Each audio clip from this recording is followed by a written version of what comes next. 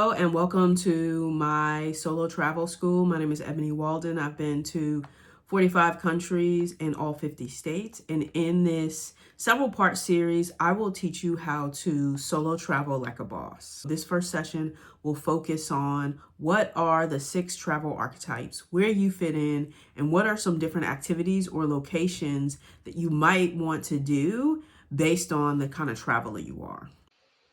Hello and welcome to my second YouTube video. My name is Ebony Walden and welcome to Beyond Borders Virtual Learning Series. A little bit about me, of course, my name is Ebony. I'm a travel enthusiast, storyteller, and explorer. I've been all over the world. In my day life, I am a consultant. I do diversity, equity, and inclusion work and workshops, as well as some organizational development consultant and coaching. So I'm a coaching consultant and I'm a baby content creator. So I'm trying to get my knowledge out into the world. You can find me on Instagram and TikTok at ebony.aroundtheworld. So look for me there. But today I will be sharing for people who want to go on their first solo trip, or you're planning a big trip, or maybe you're planning a sabbatical. In these next 3 workshops, I'll teach you how to travel like a boss. This series is really to equip people with the honest advice and stories from around the world. So it's a 3 part series that I'm doing to help you navigate the world confidently, deepen your cultural connections, and have ultimately it's to have a transformative experience. So this session, the first session will be traveling like a boss, where I will share my solo traveling knowledge. The second will be culture and community, where I'll talk about how do you connect. I'll be sharing gems from the journey for the last one. So these are the best places I've been around the world. I'll tell you the tours, the tools, the tips, where to go on each continent. So I'll be sharing my top 10 places, spaces, tours, etc. from around the world. So this is session number 1. What we're going to be doing here, I'll be talking about your solo travel personality. So before you go anywhere or do anything as a solo traveler, you have to really know who you are. So, quick icebreaker for you. This is for my workshop. Of course, you already know your name, but locate yourself. Where are you on your solo traveling journey? Are you curious but cautious? Are you ready to try? Are you a first time traveler? Are you comfortable explorer? Or are you a solo travel boss? You're here for the vibes and just here to pick up extra knowledge. Where are you in your journey? And what is one fear or hope you have about solo traveling? So just keep that in your mind. Also, will be in the comments. I will be sharing. You can either download it from my website, or I will put a link in the comments, a worksheet that will go through to this traveling series. So all of these questions will also be in the worksheet. So locate yourself. What kind of traveler are you, and what fears you have, because that is going to determine how you move into this space. And hopefully I can answer them. You can also put me some in the comments and I'll reply. So I will be sharing my 6 solo traveling boss moves. You got to know your personality. You're going to start small and build up. I'm going to share my travel hacks with you, how to stay safe, how to find connection, and of course, how to rest and reflect. And throughout this workshop or series, you will be, of course, seeing pictures from me around the world. You must know who you are before you know where you're going to go. So this is your personality, your mood, and your types of activities that you want to do. The poll is also in the worksheet. So what kind of personality are you, introvert or extrovert? What are you in the mood for? Do you want to rest? Do you want to reflect? Do you want to go away and do nothing? Do you want to walk around the city all day and have an adventure? Like, those should be the questions you ask yourself. Who are you? Are you introvert or extrovert? Do you like to engage with people? You like to do things by yourself? What is the mood that you're in? Because I go to different places based on what mood I'm in, right? So I'm thinking about my next trip and I was like, okay, I want to do a little city adventure, but most of the summer I want to be chilling by the beach somewhere, right? That determines where I go. And then the types of activities that you like to do. And we'll go into that in a second when I talk about these are the 6 archetypes I've come up with to locate yourself as a traveler.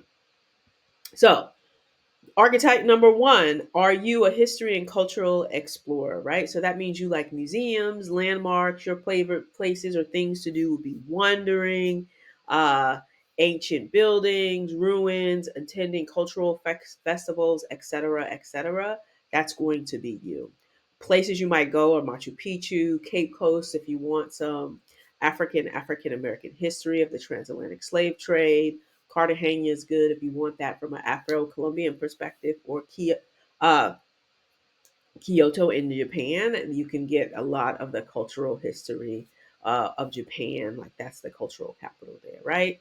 Or are you a nature enthusiast? You want to be outdoors. You want mountains. You want waterfall. You want beaches. Maybe even deserts. Those things call to you. You want to be outside. So you're gonna like hikes. You're gonna like bathing. Maybe you want to be outdoors and hang with animals. Good places for that. Central America, they have a diverse landscape, so you can get beach, you can get mountain, you can get jungle. Masai Mara is beautiful in Kenya if you want the safari experience. Rwanda is one of the greenest places, so you can go and trek with the gorillas and see wonderful greenery. I've heard great things about Iceland, and of course New Zealand. The landscape is unmatched. But maybe you are a rest and relaxer. You just want a cozy hotel. You want a book. You want a beach. You want yoga. You want to completely relax. You want unplanned days. You want soft mornings. So Bali would be good for you. I love Aruba or Barbados. Those are my favorite in the Caribbean or on the Mediterranean. Maybe you want to go to a Nice or Greece. Nice is in France. I love it. The French Riviera, it's just so laid back, cafes. You want to relax, right? So those are some good places for you. Maybe you are a Lux lover. You want luxury, first class everything. You want spas, boutiques, things like that. Paris, Dubai, Cape Town would be great. Tuscany in Italy, Greece, or even Bali. Bali, you can have a really diverse experience. So you can go luxury, you can go backpacking, you can be on the beach, or you can be in the jungle walking in rice paddies. Very diverse experience. Or are you an adventure? Like you want to strap on your backpack and push boundaries and embrace spontaneity. That is your thing. Maybe you want to climb Kilimanjaro. That would be some good trips. Salvador in Brazil. It's just a wonderful cultural capital for Afro Brazilian history and culture. They speak Portuguese, so that's not necessarily for everybody if you don't know it. But I don't speak Portuguese, and I went Chiang Mai in Thailand if you want to go trekking. India is just a dynamic place altogether, so you will get an adventurous experience. South America, anywhere. I loved going to Panama as well. You can get relaxed, or you can definitely get adventure too. Or do you want a soul seeker? You really want a sense of meaning, and that's a combination. Most people are going to be some combination depending on where they are in the year, where they are in the season of their life, in their journey. So you want cultural immersion. Maybe you want a little bit of touristy. You want ocean waves. You want journaling, but you also want to have some touristy fun, maybe luxury. So that's a mix. Like I said, Bali is a diverse place. Ghana would be good because you can be on Cape Coast and have this cultural experience, historic experience. But you can be all along the beach. You can go to Accra, which is dynamic. Colombia, I loved Medellin, Colombia. I loved Cartagena, Colombia, and so I want to go back. Senegal is great too. Because you can have the heart of Dakar, which is like any bustling city, but it's seaside, and then you can have Saleh or St. Louis, which are also on the coast, but are going to be really dynamic places. So there are some suggestions for you. So if you like what you hear so far, go to the comments and tell me what kind of traveler you are. Subscribe to my channel, but also go and download the worksheet or workbook I've created for this series so that you can follow along with some of the questions. Of course, you can just get pen and paper, but do that and we will move on. So, which one of these resonate most with you?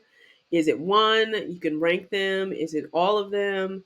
Is a mix. Most of the people that I know and I've done this before are soulful seekers. So there you go. So I'll stop right there. This is the end of part one of the first session, Solo Traveling School, How to Travel Like a Boss. In part two, like I said, I will get into all of my travel hacks. So I've been to many different places, and 9 out of 10 of those places I've traveled by myself as a woman. So I want to give you a leg up. So if you never traveled before, or this is your 50th trip, you will get something out of it, whether it's my hacks, my budget tools. How do I think about where to go, when to go? How do I stay safe where I am? How do I find rest and reflection as well as adventure? All of these things will be available to you in part 2 of session 1. If you like what you're hearing, go ahead and hit subscribe and also share with a friend. Leave me ideas, questions, concerns, or just a nice encouragement in the comments as well.